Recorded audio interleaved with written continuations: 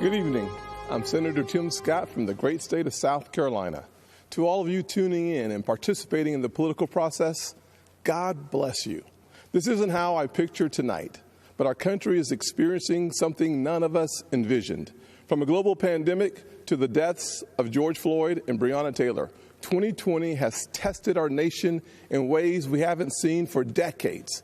But regardless of the challenges presented to us, every 4 years, Americans come together to vote, to share stories of what makes our nation strong and the lessons we have learned that can strengthen it for further generations. Because while this election is between Donald Trump and Joe Biden, it is not solely about Donald Trump and Joe Biden. It's about the promise of America. It's about you and me, our challenges and heartbreaks, hopes and dreams. It's about how we respond when tackling critical issues like police reform, when Democrats called our work a token effort and walked out of the room during negotiations because they wanted the issue more than they wanted a solution. Do we want a society that breeds success or a culture that cancels everything it even slightly disagrees with? I know where I stand. Because you see, I am living my mother's American dream. My parents divorced when I was 7 years old, and we moved in with my grandparents into a 2-bedroom home with me, my mom, and my brother sharing a room and one bed. My mom worked 16 hours a day to keep food on the table and a roof over our heads.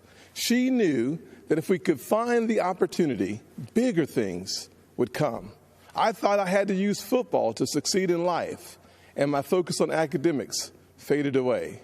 My freshman year, I failed out. I failed 4 subjects: Spanish, English, world geography, and even civics. Trust me, though, after 7 years in the Senate, I know I'm not the only one in Congress who failed civics. But even while I was failing the 9th grade, my mother always said to me, "Timmy, if you would just shoot for the moon, even if you miss, you'll be among the stars." She never lost faith in me, even when I lost faith in myself. Because of her encouragement, I went to summer school and caught up. The next year, I met my mentor, John Moniz, a Chick-fil-A operator.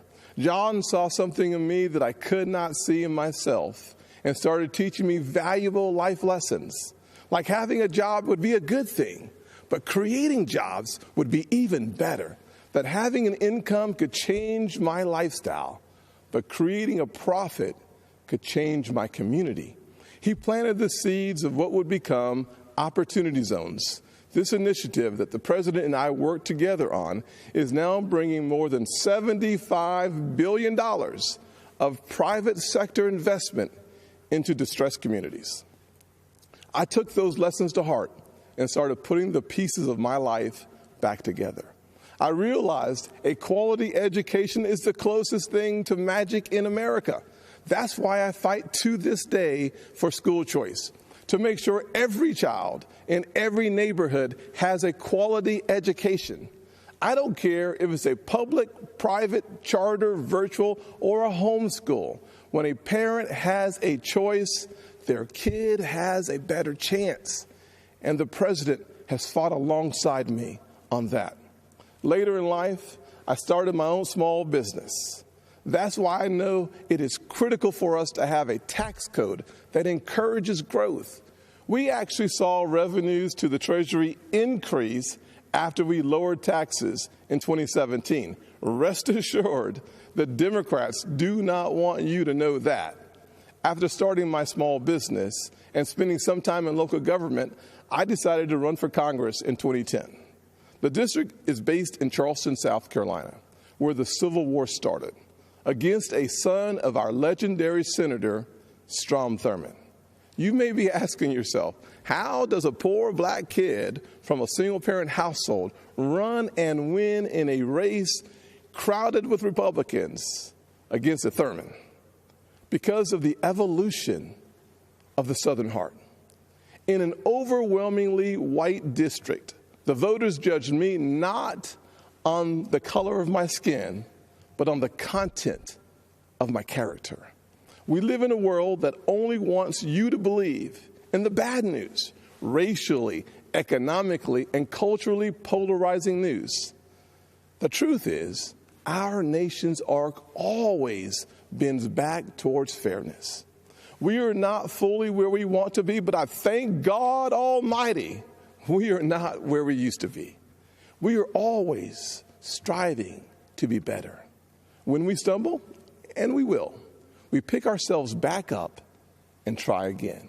We don't give in to cancel culture or the radical and factually baseless belief that things are worse today than in the 1860s or the 1960s.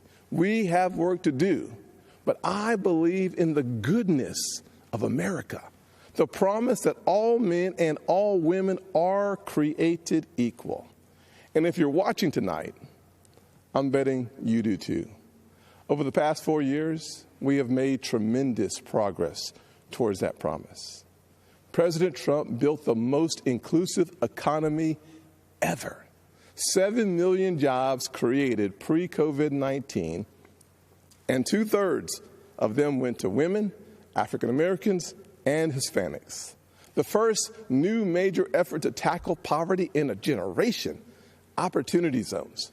We put hard-earned tax dollars back in people's pockets by cutting their taxes, especially for single-parent households like the one I grew up in, cutting single mothers' taxes 70% on average. President Trump supported these tax cuts for those single moms and other working families and signed these policies into law, and our nation is better off for it. So, I'm going to ask you, the American people, not to simply look at what the candidates say, but to look back at what they've done. This election is about your future, and it is critical to paint a full picture of the records of Donald Trump and Joe Biden. Joe Biden said if a black man didn't vote for him, he wasn't truly black. Joe Biden said black people are a monolithic community. It was Joe Biden who said poor kids can be just as smart as white kids. And while his words are one thing, his actions take it to a whole new level. In 1994, Biden led the charge on a crime bill that put millions of black Americans behind bars. President Trump's criminal justice reform law fixed many of the disparities Biden created and made our system more fair and just for all Americans. Joe Biden also failed our nation's historically black colleges and universities, heaping blame on them as they fought to ensure our young folks had access to higher education. Once again, to clean up Joe Biden's mess, President Trump signed into law historically high funding for HBCUs, as well as a bill to give them permanent funding for the first time ever. And now Joe Biden wants to come for your pocketbooks. Unless, of course, you're a blue state millionaire. I'm serious. That's one of their solutions for the pandemic. They want to take more money from your pocket and give it to Manhattan elites and Hollywood moguls so they get a tax break. Republicans, however, passed President Trump's once-in-a-generation tax reform bill that lowered taxes for single moms, working families, and those in need. So when it comes to what Joe Biden says he'll do, look at his actions. Look at his policies. Look at what he already did and what he didn't do while he's been in Washington for 47 years. Ladies and gentlemen, people don't always see those failures because they think we're having a policy debate on two sides of an issue. That is not what is happening. Our side is working on policy, while Joe Biden's radical Democrats are trying to permanently transform what it means to be an American. Make no mistake, Joe Biden and Kamala Harris want a cultural revolution, a fundamentally different America. If we let them, they will turn our country into a socialist utopia, And history has taught us that path only leads to pain and misery, especially for hardworking people hoping to rise. Instead, we must focus on the promise of the American journey. I know that journey well. My grandfather's 99th birthday would have been tomorrow. Growing up, he had to cross the street if a white person was coming. He suffered the indignity of being forced out of school as a third grader to pick cotton, and he never learned to read or write.